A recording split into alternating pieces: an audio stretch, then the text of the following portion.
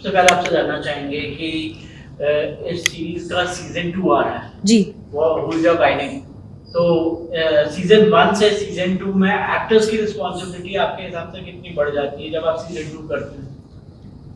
Definitely लोगों को पसंद आया है शो तभी सीजन 2 में, बट एज एन एक्टर आप लोग की रिस्पांसिबिलिटी कितनी बढ़ जाती है वो देखो। मुझे लगता है कि हम सब पे ही उतनी ही रिस्पॉन्सिबिलिटी होती है, क्योंकि हम जो करते हैं वो एक छोटा सा हिस्सा है उस पूरे बड़े प्रोजेक्ट का।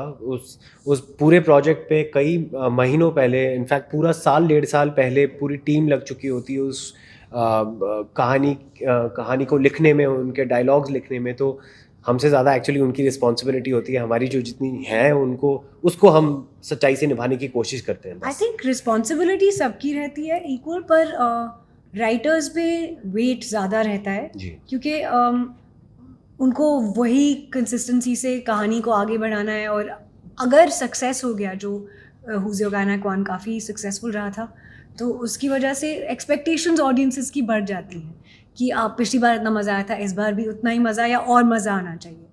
तो वो आई थिंक डेफिनेटली रहता है। और एक्टर्स के लिए आई थिंक वो कंसिस्टेंसी लाना कि आप जो पहले सीजन में आपने किया था वही कैरेक्टर के कूक्स और फ्लॉज वो सब आप निकाल पाएँ उसी तरीके से। समझ जी, एक और चीज़ जानना चाहेंगे कि पहला सीजन जो था बहुत ही इंफॉर्मेटिव था और काफ़ी सारी एजुकेशनल टिप्स भी दी गई थी उसमें, सेक्स एजुकेशन के बारे में भी टिप दी गई थी। तो आपको लगता है कहीं ना कहीं ये सीजन भी थोड़ा बहुत इंफॉर्मेटिव है कि आपके इर्द गिर्द ही घूम रहे हैं? आई थिंक ये सीज़न भी इंफॉर्मेटिव है, पर इस शो का आई थिंक ऑब्जेक्टिव भी यही है कि हम ऑडियंस को इस सब्जेक्ट के बारे में बात करने के लिए प्रोत्साहित करें, उनको मतलब इनकरेज करें कि वो इसके बारे में मतलब बात करें, खुल के बात करें। और ये सब्जेक्ट बोलने लायक है और इम्पोर्टेंट है। आई थिंक ये पहल रही है इस शो की पहले से। तो आई थिंक वो तो कांस्टेंट ही रहेगा कि हम इंफॉर्मेटिव रखें उसको। कुणाल जी, आप क्या कहेंगे? मुझे लगता है कि अगेन जैसे सबा ने कहा कि इस शो की नींव यही थी कि हम जितना इस बारे में खुल के बात कर पाएँ, वही आइडिया के साथ सीज़न 2 बनाया है, ताकि जहाँ से हमने कहानी को छोड़ा था वहाँ से उसको उठा के एक और अलग पेडेस्टल पे लेके जाएं। हम अपने इंटरपर्सनल रिलेशंस को, हम दोस्त कैसे थे, मेडिकल रिलेटेड जितने भी टबू टॉपिक्स जो हैं इस शो से रिलेटेड, उन पे खुल के किस तरीके से बात की जाए, उस पर ही पूरा फोकस है। और डॉक्टर विदुषी का जो किरदार है वो कैसे आगे बढ़ता है, अपनी लाइफ से कैसे जूझता है और फतह हासिल करता है शायद। समझ जी, विदुषी का अपना इंडिपेंडेंट क्लिनिक खोल दिया, लेकिन इमोशनली और प्रोफेशनली दोनों फ्रंट्स पर वो स्ट्रगल करती दिखती है।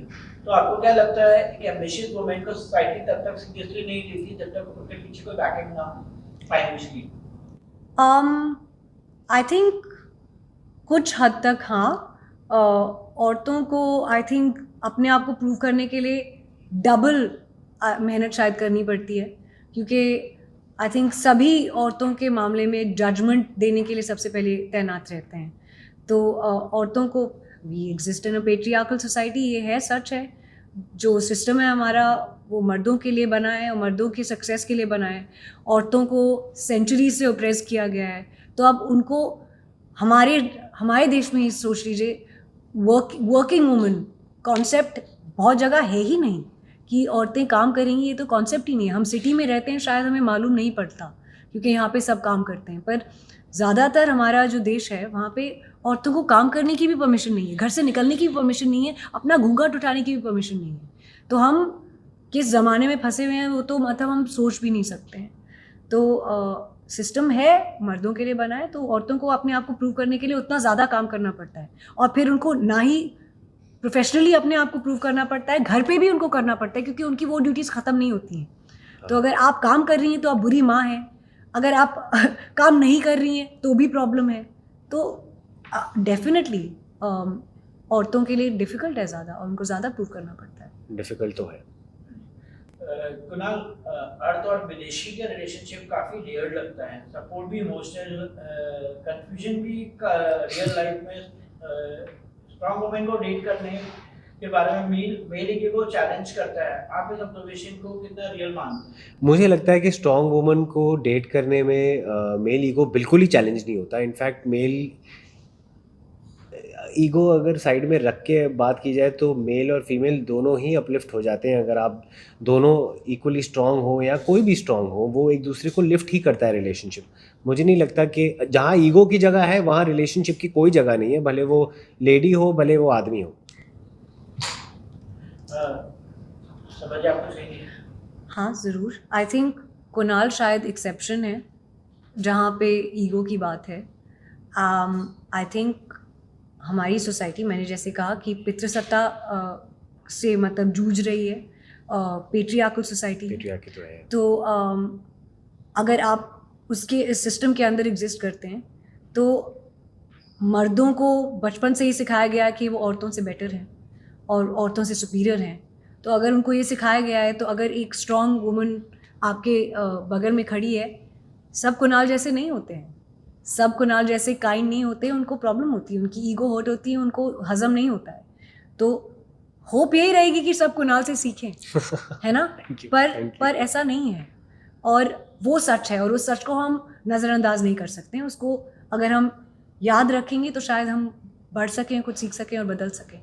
पता है, सीखने की जो उम्र होती है वो ख़त्म नहीं होती. और मेरे सामने अगर कोई स्ट्रॉन्ग वुमन हो, भले वो मेरी पार्टनर क्यों ना हो, भले वो मेरी दोस्त क्यों ना हो, भले वो मेरा को एक्टर क्यों ना हो, मुझे सिर्फ दिखाई देती है सीख कि मैं इस इंसान से क्या सीख सकता हूँ. और आदमियों का तो वैसे ही कई लोगों को पता है, बहुत ही जनरल है कि मल्टीटास्क नहीं कर सकते आदमी. कोशिश हम बड़ी कर लें तो in many ways women as a breed are far more superior. So there is only so much to learn from them. This is what I feel. So. Ali, welcome. सबाजी सीरीज में विदुषी हर रोल बैलेंस करने की कोशिश कर रही है, doctor, friend और partner. क्या आपको लगता है वुमेन को हैविंग इट ऑल का प्रेशर अननेसेसरी रोमांटिसाइज किया जाता है? I think meaning of a woman having it all and a man having it all is very different. You know, when a man has a family, very often he just makes a child and उनकी duties वहीं ख़त्म हो जाती हैं. तो having it all का मतलब for a man and a woman बहुत अलग है. So I think like you said, उनको घर में भी अपने आप को प्रूव करना पड़ता है, काम में भी प्रूव करना पड़ता है, and there's no winning. And अगर as a mother भी प्रूव करना पड़ता है. तो आई थिंक सिस्टम का जो वो है बैलेंस थोड़ा ऑफ है और उसको बदलते टाइम लगेगा. आई थिंक सेट की बात की जाए तो सेट पर क्या बातें करते थे आप लोग और क्या फेवरेट टॉपिक कन्वर्सेशन? हम दोनों गाते हैं. हाँ. तो हम सारा वक्त गा रहे थे. जब भी कट होता है हम कुछ गाना शुरू कर देते थे. That was standard.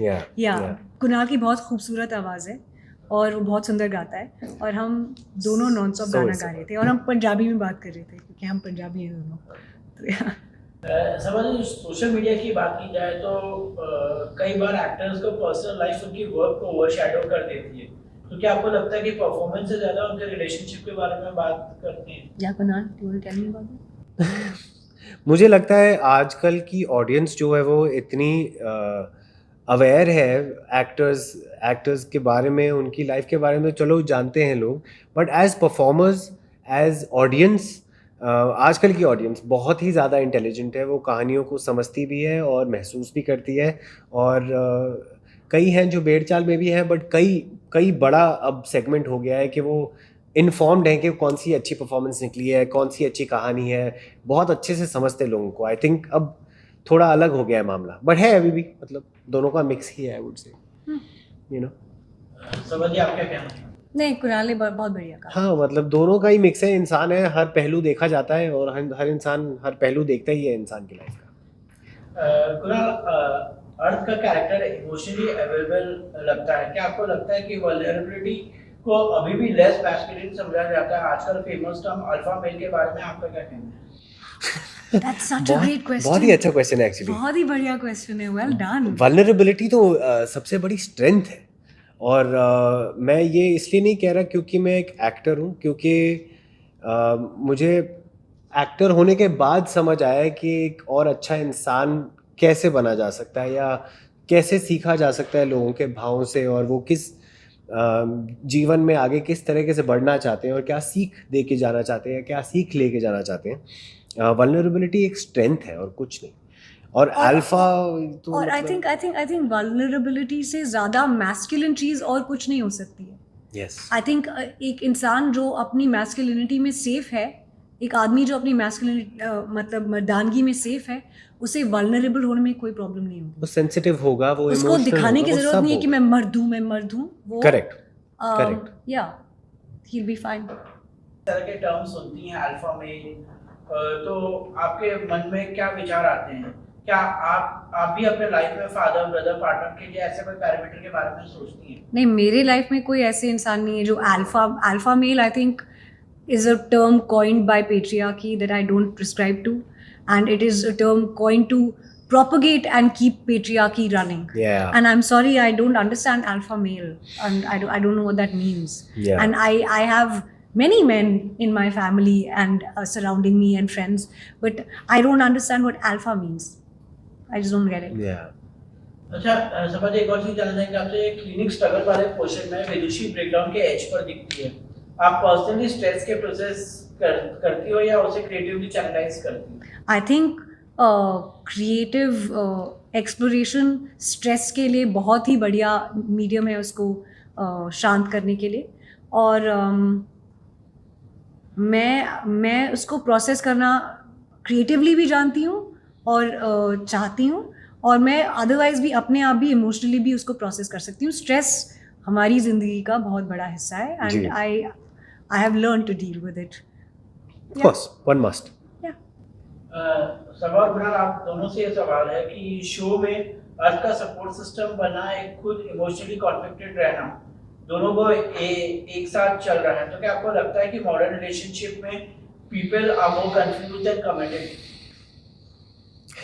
We can't speak for everybody, but again, there are a lot of people who are, living life as normally as we did in the show, as Arth and Vidushi, जहाँ पे confusion भी होता है, self doubts भी होते हैं।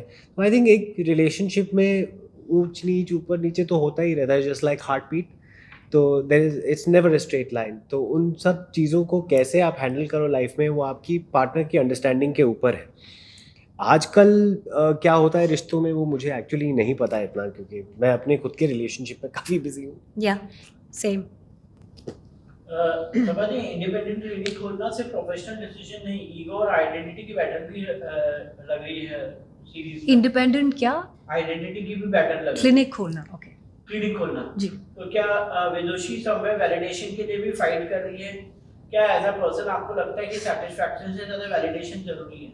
I think Vidushi human है, और उसको भी मतलब जैसे आई थिंक इंसान एक सोशल एनिमल है, सोशल जानवर है, और उसको वो आइसोलेशन में एग्जिस्ट नहीं करता है। तो हाँ, हमें अपनी सेंस ऑफ अचीवमेंट भी होती है, पर हमें शायद थोड़ी वैलिडेशन भी चाहिए होती है, specially from the people we love, और उनकी रिस्पेक्ट चाहिए होती है। तो शायद विदुषी भी पर उसका ड्राइविंग फोर्स वो नहीं है। उसका ड्राइविंग फोर्स ये है कि वो लोगों की मदद करे और वो अपना काम करे, इसीलिए वो डॉक्टर बनी थी। पर हाँ, वैलिडेशन भी, वो इंसान है और उसका एक हिस्सा है। या सब आपका एक और साइड सामने आता है कि जब आप सार्कास्टिकली सोशल मीडिया साइट पे मीडिया साइट भी काफ़ी वायरल होता है, पर पर्सनली आपको रियल लाइफ में सबसे ज़्यादा ह्यूमरस कौन लगता है? रियल लाइफ में पर्सनली सबसे ज़्यादा ह्यूमरस कौन लगता है? मेरी माँ। बहुत फनी है, बहुत ही ज़्यादा फनी है। Cute. मतलब डिनर टेबल पे हम सब हंस के गिर जाते थे। She is very funny. Lastly भूल जाओ गायक एक मैसेज देगा, ये सीरीज सीजन 2 एक मैसेज देगा ऑडियंस को कि क्या मैसेज देना चाहेंगे आप फैंस को? एब्सोल्युटली मैसेज देगा। वो आपको शो देख के ही पता चलेगा क्या मैसेज दिया है, वो हम पहले ही बता देंगे तो क्या होगा फिर? हाँ, शो ये भी है। फिर शो क्यों देखोगे वो आप? आप हाँ सच बोल रहे हैं है कुणाल, ना? मैं नहीं बता रही, देखो जाके। सरप्राइज। फैंस से क्या कहना चाहेंगे आप? अरे हमारा शो 22 मई को निकल रहा है Amazon MX प्लेयर पे और Amazon प्राइम पे और बहुत सारे प्लेटफॉर्म्स पे। आप प्लीज़ देखिएगा। अगर आपको फर्स्ट सीज़न पसंद आया तो देखिएगा, अगर आपने फर्स्ट सीज़न नहीं देखा है तो पहले फर्स्ट सीज़न जाके देखो, फिर ये देखना, फिर दूसरा मज़े सीजन आएंगे। देखिएगा। बस, या thank you. Thank you. Thank you.